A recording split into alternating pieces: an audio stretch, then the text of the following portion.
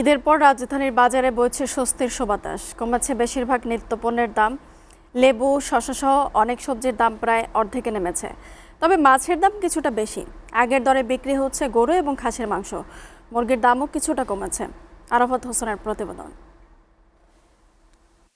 ঈদের আমেজে অনেকটাই ফাঁকা রাজধানীর বাজারগুলো, নেই সেই চিরচেনা ভিড়। ক্রেতা নেই বলে দামও কম কাঁচা বাজারে। ঈদের আগে ৮০ থেকে ১২০ টাকার শসা এখন বিক্রি হচ্ছে কেজিতে ৪০ থেকে ৬০ টাকায়। লেবুর হালিও নেমেছে ৩০ থেকে ৪০ টাকায়। বেগুন, কাঁচামরিচ, শসা ও টমেটোর দামও কমেছে অনেকটা।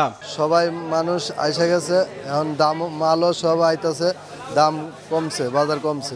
সবজির দাম একটু কম, সবজি মোটামুটি অ্যাভেলেবেল হয়েছে। মাছের বাজারে যোগান কম থাকায় কিছুটা দাম বেড়েছে বলে জানান বিক্রেতারা।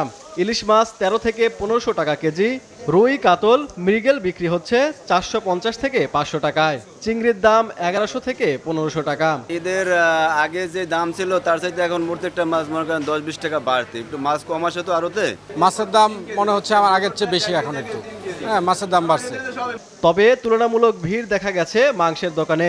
ঈদের পর গরু ও খাসির মাংসের দাম একই রকম রয়েছে, তবে মুরগির দাম কেজিতে ৩০ থেকে ৪০ টাকা কমেছে। আগের চেয়ে কম না, সমান, একদম সমানই আছে। দাম কমই আছে, আগের চেয়ে অনেকটা কমে গেছে, 200 নিচেই আছে, দাম বাড়ে নাই।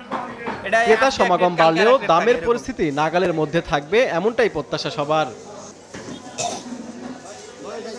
Arafat Hossain, SA TV, Dhaka.